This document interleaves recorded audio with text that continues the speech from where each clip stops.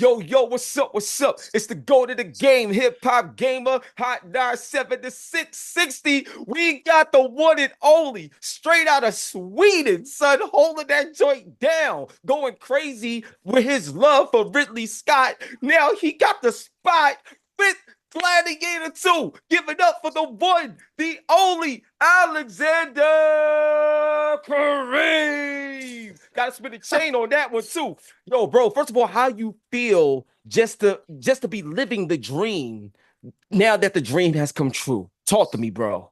I mean, it's such a surreal feeling. Because, like you said, I'm Swedish. Things never get this big in Sweden. You Mm. know what I mean? Like it's just being on the set and then being, you get a knock on your trailer door and it's like Ridley wants to see you now, and you and you go in and it's Ridley Scott. He's right there, and then you turn around and over there's Denzel Washington and over there's Pedro Pascal and Connie Nielsen. It's insane. And now with all the Wow. success of the film, I mean, it's a fantastic movie. It's a phenomenal film. And with all the success of it here in Sweden and all over Europe, it opens in the States, I believe, tomorrow. But here Yo, it's madness. Yo, it's crazy, man. So, yo, I got a major question to ask you, dog. So, Assassin's Creed is one of my favorite game franchises, right?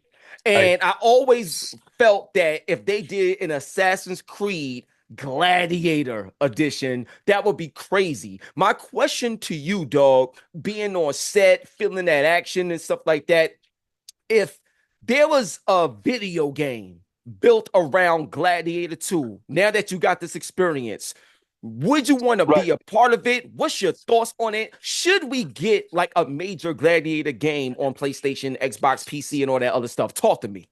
That would be a part of it in a second. I definitely think that we should have a Gladiator 2 game, one, two, and three. I mean, I think that there's I mean, we games are always looking for that new arena Mm. to host the games, right? So you've got your Assassin's Creed, you've got your, Call of Duties, and you've got all your different games. I'd love to fight a rhino in the Gladiator 2 game. You kidding me? Jesus Christ. Yo, that That'd be would feel. Yo, this is too much right now. That would be crazy. So now another question, just to let you know. So I partnered with Denzel Washington actually, and his Denzel Washington School of the Arts, and I'm bringing my gaming program there. So one thing I wanted to ask you as well is the impact that this movie is going to have on a lot of people that watch it. I know a lot of people like families is going to be like, yo, if you want to act and you want to be great, this is something that you look at, whatever. So, what inspirations you've had coming up to get you to this point that you want to give back to the kids that's going to be watching you now? I had a picture of Denzel on my wall when I was 15. Yeah, I had Malcolm X on my wall. I mean, the poster to Malcolm X. Yeah. And the reason I decided to become an actor was I could look at that picture, and for the first time in my life, I could say, a leading man can look like that, and that means that I can do this. I could be an actor. So Denzel is the reason for me to be an actor, and I think that that's what we need to bring. People of color, people of any minority needs to bring that and realize that you have a responsibility. You have a responsibility because the next generation is looking to you for inspiration, and so you have to, whenever you're given an opportunity like this, like Gladiator or anything, that you need to realize that you have to do it with dignity, you have to do it with humility, and you have to do it knowing that you have eyes on you. The next generation is looking to see what you did and to see, can I do that? Wow. Now I love it, bro. I love it. So now let me ask you, like, in terms of your main role, as Robbie and stuff like that, your main core role. And it talks about, you being a medic, like the doctor, what I'm saying, stuff like Right. that. So my question to you is, how has that role impacted you, not just for the movie, but also in real life, in terms of the concept of being a doctor, the concept of being a medic? Like when you're playing video games and you get hit, you need somebody to revive you. You that medic. So Right. how did your role in this movie help bring others together so everybody can shine, not just yourself? I think that Ravi is a medic. He's a medical doctor, and I do believe that what he really is a medic of is medic of the heart.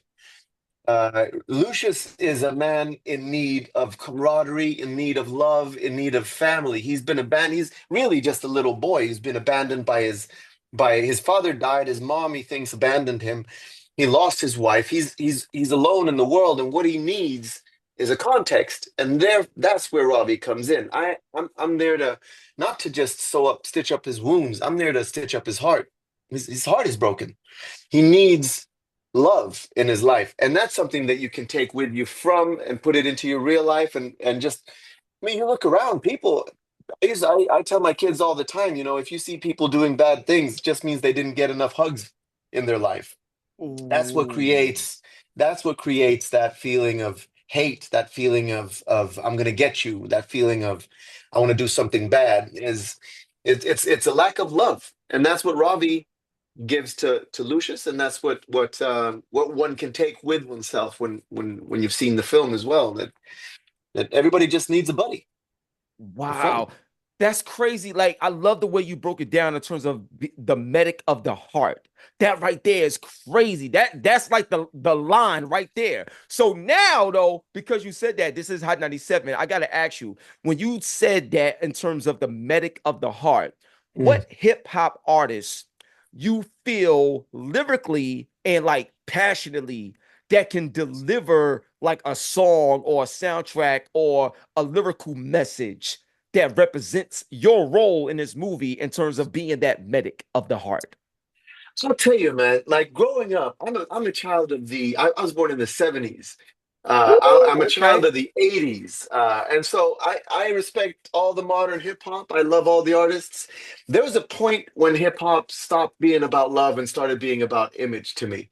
But if I go back and I listen to tracks like, I mean, if I listen to some of the old LL Cool J, oof, I mean, he was about love. And even if when he's talking about doing it and doing it and doing it well, that's not just sex. That's a song about bodies connecting, energies connecting on a deeper level. That's LL Cool J to me. It's not about, you know, fast cars or money or anything. It's about souls connecting. So LL Wow. Cool J to me is I mean, a great deal of nostalgia, but also that was his message. Yo, that's crazy. Look, he just dropped the album not too long ago. It's still crazy. And he created the album that says the GOAT. You know what I'm saying? And that's what we talk about all the time. Gotta spin a chain for L Cool J. You know what I'm saying? That right there is crazy, man. So now I got a few minutes, and then I got to wrap up. But this next question I want to ask, I think it's very important to ask, everybody.